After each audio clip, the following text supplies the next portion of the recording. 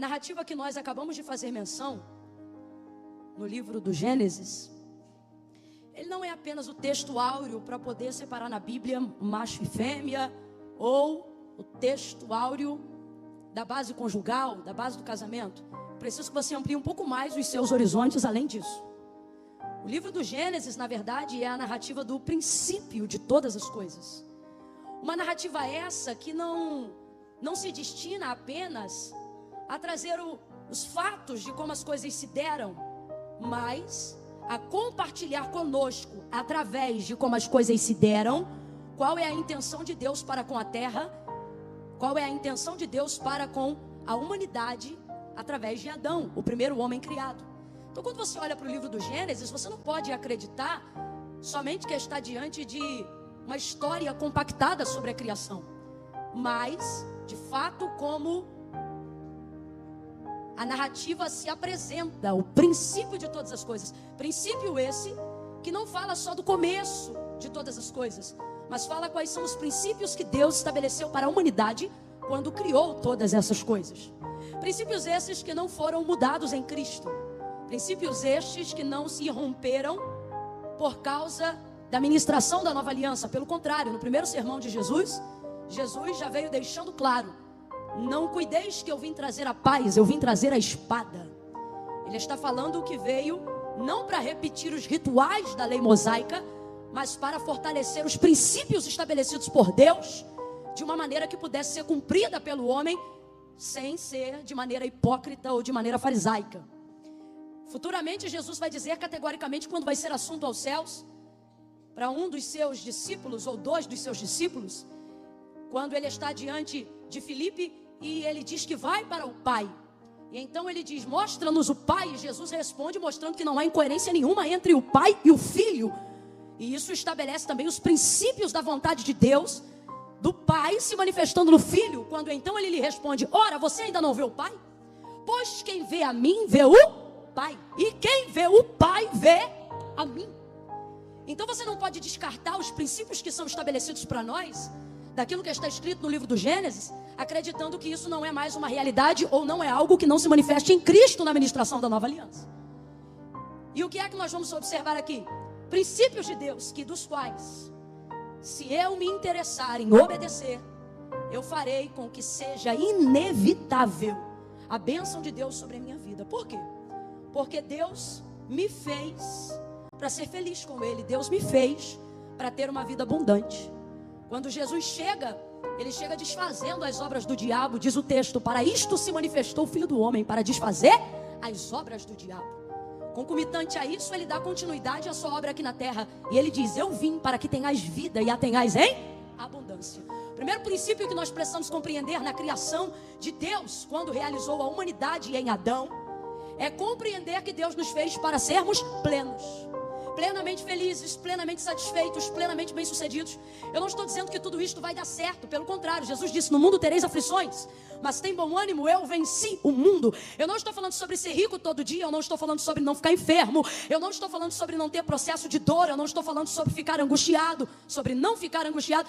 Eu estou falando do que Paulo falou, sobre em Cristo e atendendo os princípios de sua palavra, alcançar um nível de contentamento tão alto, tão alto, tão alto, tão profundo, tão profundo, tão profundo, tão profundo, a ponto de chegar em minha vida e repetir as mesmas palavras do apóstolo: sei estar em abundância e também sei estar em escassez. Vou traduzir para miúdos, para todo mundo do século 21 entender. Ele está dizendo: sei me assentar bem no restaurante e comer picanha maturada, mas também sei ser feliz comendo angu e sardinha frita. Sei dormir numa cama king size e poderosa, mas também não reclamo da noite de sono se eu tiver que dormir num colchonete. É o que ele está dizendo. E o que Jesus está proporcionando? Um nível de contentamento real. Oh, aleluia! Aleluia, aleluia. Na maioria das vezes as pessoas não têm inveja do que nós temos, elas têm inveja do que nós somos. Por que que isso acontece? Porque na verdade nós avaliamos o contentamento das pessoas. Como é que consegue ser feliz com tão pouco? Como é que consegue sorrir tendo tanta luta? Como é que consegue ir para a igreja tendo uma casa tão contrária à realidade da promessa? E as pessoas se inspiram e às vezes até invejam pessoas assim, pessoas que não dependem daquilo que têm para serem quem elas são. Que gente é essa? Gente que alcançou plenitude em Cristo, gente que alcançou contentamento em Deus. Oh, aleluia. Por exemplo, a gente tem necessidade, a fim de querer se tornar conquistador, em querer repetir o que Jesus repetiu, mas a gente coloca um acréscimo na Escritura Sagrada que na verdade não existe.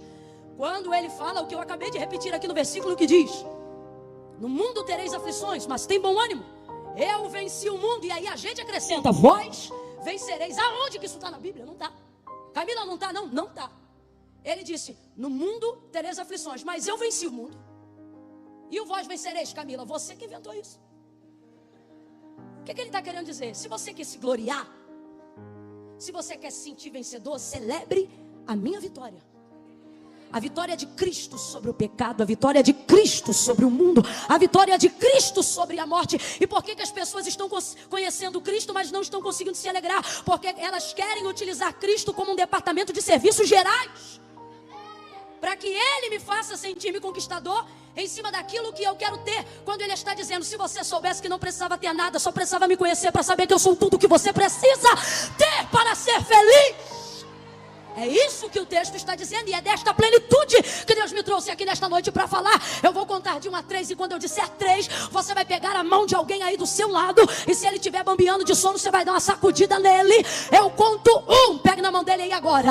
Ou quando eu disser 3, você vai liberar uma palavra profética. Não é uma palavra de Camila, é uma palavra profética, uma palavra bíblica, uma palavra sagrada, uma palavra que não volta vazia, antes vai e faz aquilo que lhe apraz. Quando eu disser 3, você vai liberar a seguinte palavra: plenitude te espera. Qual é a palavra? Plenitude.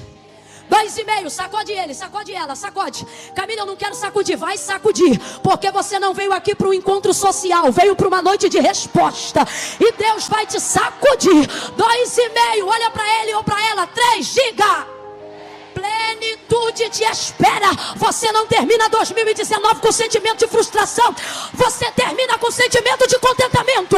Quem acredita nisso, reaja em gratidão a esta palavra. Plenitude te espera, abundância de alegria. E alguém vai perguntar: por que está feliz? Ganhou na loteria? Não, sou crente. E por que está feliz? Porque ganhou uma mansão? Não, estou no reino de Deus. E por que está feliz? Já mora na casa própria? Ainda não, de aluguel, mas no meu coração eu entendi, eu tenho uma morada, eu tenho um quarto, eu tenho contato com o Senhor. Eu não me alegro apenas com coisas terrenas, porque o reino de Deus não é comida nem bebida, mas justiça, paz e alegria, alegria, alegria, alegria, alegria, alegria, alegria, alegria, alegria, alegria no Espírito Santo. Eu vim profetizar um tempo de plenitude. Eu vou falar de novo, irmão. Crede em Deus e estareis seguros. Crede que eu vim nesta noite como profeta e prosperarei sobre o que eu liberar aqui em cima. Oh, aleluia, aleluia. Um tempo de plenitude te espera, um tempo de contentamento te espera, um tempo onde as coisas não vão precisar mudar para você mudar, um tempo onde as coisas não vão precisar melhorar para você melhorar. Oh, aleluia, aleluia. Oh, aleluia. Primeira coisa que eu preciso compreender, um princípio estabelecido pelo próprio Deus, é que nós sabemos que Ele é bom. Então, se Ele é bom, tudo que Ele faz é bom. Tudo que Deus faz é bom.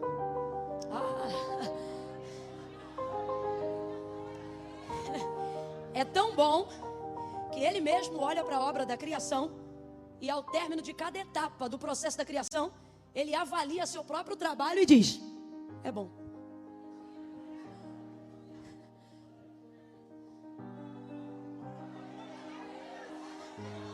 Primeira coisa que eu preciso entender é que tudo o que Deus faz é bom. Enquanto Deus trabalha, é bom. Nós temos 5 versículos no capítulo 1 do livro do Gênesis. Quando a terra era sem forma e vazia, e o Espírito de Deus se movia sobre a face das águas. O Espírito de Deus, não é do Satanás não, de Deus. Por que você está falando isso, Camila? Porque o texto diz sobre um caos, sobre uma má formação, ou melhor, sobre formação alguma, né?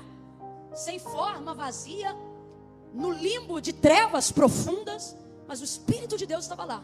2 verdades a gente já avalia, não é o ponto principal, mas é bom dar uma pincelada. Primeiro, não há trevas profundas das quais Deus não tenha poder de ir lá.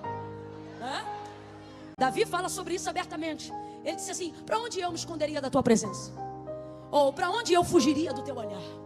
Se eu colocar a minha cama no mais profundo abismo, ali o Senhor está. Se eu subir até a mais alta montanha, ali o Senhor também me vê. Então não tem essa de, Deus não vai aqui, Deus não vai ali. Do Senhor é a terra, a sua plenitude, o mundo e aqueles que nele habitam. Segunda coisa, e essa eu acho extraordinária e é importante que você absorva isso para receber as bênçãos que vêm através desse entendimento, que eu vou lançar luz aqui agora para você. Eu não, o Espírito de Deus através de sua palavra. O Espírito de Deus se move, mas não faz nada. Lá no capítulo 1 é o que diz o texto. E o Espírito de Deus pairava ou se movia sobre a face das águas. É o Espírito de Deus. Vamos lá, gente, é o Espírito de... Ele está se movendo, mas não está realizando nada. Não está executando. O único momento em que você vai ver a execução de alguma coisa que manifeste poder ou que manifeste a existência de alguma realidade é quando o texto irrompe com a seguinte palavra: e disse Deus. Ou seja, o Espírito de Deus estava lá e ele até se movia, mas ele só realiza mediante a sua palavra. Segunda coisa, pode ser do manto, do remanto, do profundo, do escondido, do ré, do prá, do chá. Pode ter o Espírito de Deus na vida. Se não tiver palavra, vai rodar e não vai acontecer nada, vai pular e não vai acontecer nada, vai marchar e não vai acontecer nada, vai subir monte e não vai acontecer nada, vai vigiliar, amanhecer na consagração, entrar no culto da tarde, virar na noite, entregar na madrugada e não vai acontecer. Porque mover sem palavra não manifesta a realidade concreta. O texto diz, e disse Deus. Aí é a palavra, irmão. Aí é palavra. E está na hora da gente parar de tratar a palavra como se fosse uma coisa de luz espiritual. E está na hora da gente começar a entender que palavra manifesta a realidade. Que céus e terra passarão, e a palavra de Deus é mais concreta e mais forte do que o chão que segura a cadeira que você está sentado. João capítulo de número 19, a palavra de Deus se manifesta até na morte de Jesus. Morto reage? Morto se defende? Morto argumenta? Na hora do Calvário Jesus entrega a sua vida, o texto diz, entregou o seu espírito. Disse, Pai, está consumado, e tendo dito isso, deu o último suspiro, morreu. Jesus está morto. João diz assim, eu sou João que vi isto e testifiquei, para que vocês creiam também que o testemunho é verdadeiro daquilo que eu vi. Trocando para miúdo, João está dizendo que eu estou falando para vocês, ninguém me contou não, eu estava lá. Aí ele diz assim, e estando lá eu vi. Pegaram então 2 pedaços de madeira, a grosso modo algumas interpretações vão dizer porretes e outras vão dizer outras palavras que para a gente aqui é palavrão. E diz assim, e foram no da direita, que também estava morto, e arrebentaram as pernas do crucificado. Pá! E ele dependeu do madeiro, rasgou, joga na vala, porque criminoso no Calvário ou qualquer crucificado que está ali por um crime, não tem direito a sepultamento, que sepultamento é o último ato de dignidade. Joga na vala do Gólgota. Fizeram a mesma coisa com o outro que tinha sido crucificado com ele. Aí chegaram no outro, né? E pá, arrebentaram ele. Aí João está dizendo, eu fiquei até o final. É tão bom ficar até o final. E eu vi. Às vezes o que você vai ver durante não é bom, mas é importante ficar até o final. Ele disse, eu vi. Chegando-se porém a Jesus, vendo que já estava morto, não puderam. O texto não diz porquê, mas João traz a interpretação diante daquilo que ele viu. E ele diz assim, não puderam. Não está dizendo que não tentaram, não está dizendo que não quiseram, está dizendo e não puderam. E ele diz o porquê, ele diz, eu estava lá e eu vi, porque sobre ele havia uma palavra que havia sido dita pela boca do profeta Isaías. O que, João? É o profeta Isaías. Como assim, João? Nós estamos falando de muitos e muitos anos que antecedem a manifestação de Cristo no ventre de Maria. Pois é, mas ele é específico e ele diz, eu estava lá e eu vi, não puderam, porque sobre ele havia uma palavra de quando? De muito tempo. Quem sabe estalar o dedo, estala. Quem não sabe, aprende agora. Olha para quem está ao teu lado e diz, muito tempo. Não sabe, faz mímica, vai, muito tempo. Não importa quanto tempo a palavra esteja sobre a sua casa, não importa quanto tempo a palavra esteja sobre o seu ministério, não importa quanto tempo a palavra esteja sobre a sua vida, não importa se a palavra foi liberada na vida da sua avó para os seus dias, não importa, olha de novo e diz, muito tempo. Bora pessoal aí do fundo no paredão, diga muito tempo. Ele disse: eu sou João, vim e testifiquei. Chegando-se, porém, a Jesus, como que visse que estava morto, não puderam. Foi Jesus que se defendeu? Foi Jesus que argumentou? Foi Jesus que se protegeu? Quando você tem palavra, quando a palavra de Deus está sobre você, quando você recebe de Deus uma palavra e você diz: é minha, ou você pode estar vivendo um momento como o de Cristo, qual? Neutralizado de ação. Você está no vento, mas não pode se mexer. Está na prova, mas não pode falar. Está no meio da fofoca, mas não pode se defender. Vai ver quem se levantou contra você é maior do que você. O vento está soprando e você tem que ficar quieto. Jesus está dizendo para alguém: fica tranquilo. João está dizendo para alguém hoje: fica tranquilo, porque a palavra de Deus vai se manifestar quando você não puder se manifestar. Vai te defender quando você não puder te defender. Vai te proteger quando você não puder se proteger. Ela não vai deixar te quebrar. Eu nem sabia que ia entrar nesse tópico, mas eu estava sentada ali e Deus me disse assim: diga para o meu povo que eles não serão quebrados. Sacode a mão de alguém se você acredita e diga: você não vai ser quebrado. Não vai ser quebrado. Não vai ser quebrado. O sistema pode te apertar, o governo pode oprimir, as leis podem mudar, o clero romano, o sistema de Herodes pode vir. Deus trouxe a gente aqui para dizer: quem sustenta a igreja não é o governo, quem sustenta a igreja não é o legislativo, quem sustenta a igreja não é o judiciário, quem sustenta a igreja não é o executivo. Sobre nós há uma palavra. Ele disse: tendo pouca força guardaste a minha palavra, mas não negaste o meu nome. Eu também te guardarei. Está guardado, está guardado, está guardado, está protegido. Rabacandala. Aleluia! Celebre com glória a Deus e aleluia!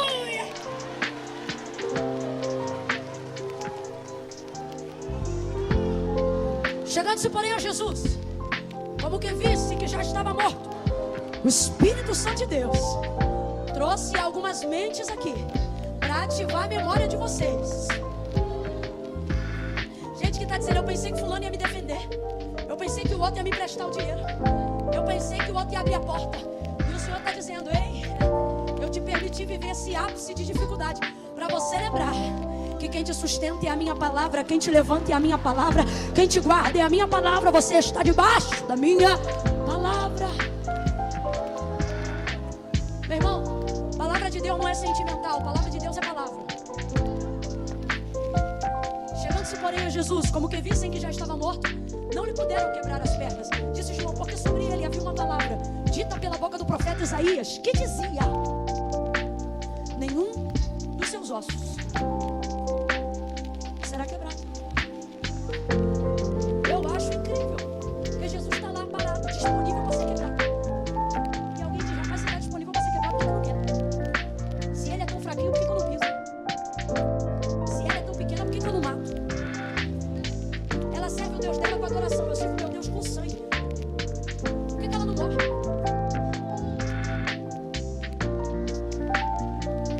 Alguém diz: ó, botou o nome dela na boca do sapo. Você tem que dizer: coitado do sapo. Por quê? Ele está morto, mas sobre mim tem uma palavra. Estou vivo. Então, meu irmão, a gente tem que entender que quando o Espírito de Deus se move, ele se move a expectativa de que sobre ele haja uma. Por isso que crente tem que ter palavra de Deus na boca. Tem que manifestar a palavra. Menos eu penso e mais o que a Bíblia diz, que a palavra de Deus. Sabe como é que os profetas recebiam vitória em dias difíceis? Os pais na fé. Lembre-se de suas orações. Relembre aí agora como é que eles oravam. Lembre de Abraão falando com Deus. Ele olhava para o Senhor em oração e ele dizia: porque tu disseste. Que é isso, para me deixar jogar Deus na cara? Não. Jogar na cara de Deus? Não, eu só estou lançando sobre ele a sua. A gente só quer orar sobre coisas nossas. O Senhor está dizendo: eu não reajo a você, eu reajo a minha. Ah, porque eu já ouvi que Deus é fiel e não pode negar-se a si mesmo. Exatamente, não é sobre você, é sobre a sua. Dele, nele, por ele, para ele, são todas as. Quando você entender que você não é o centro do reino, o reino se move em direção a você. É sobre ele. Camila, quando Deus faz algo por mim, ele está pensando em quem? Nele. E se você tem problema de entender isso que eu estou falando agora, já mostra que você não está entendendo que é Deus. Você acha que conheceu a Deus e que Deus tem que servir você. Desculpa, mas eu vou falar rasgado. Deus está dizendo: eu não sirvo você, eu sirvo a minha. Então Se você quer ser servido de mim, aprende aí. Se vós estiverdes em mim e as minhas palavras estiverdes em vós, pedireis o que quiserdes no meu nome